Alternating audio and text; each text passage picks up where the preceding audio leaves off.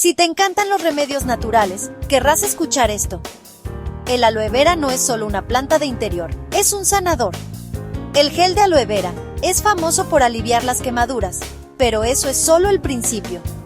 Aplícalo en cortes menores, picaduras de insectos o piel irritada para un alivio rápido. ¿Tienes problemas de digestión? Algunas personas beben jugo de aloe para problemas estomacales, pero recuerda, la moderación es clave.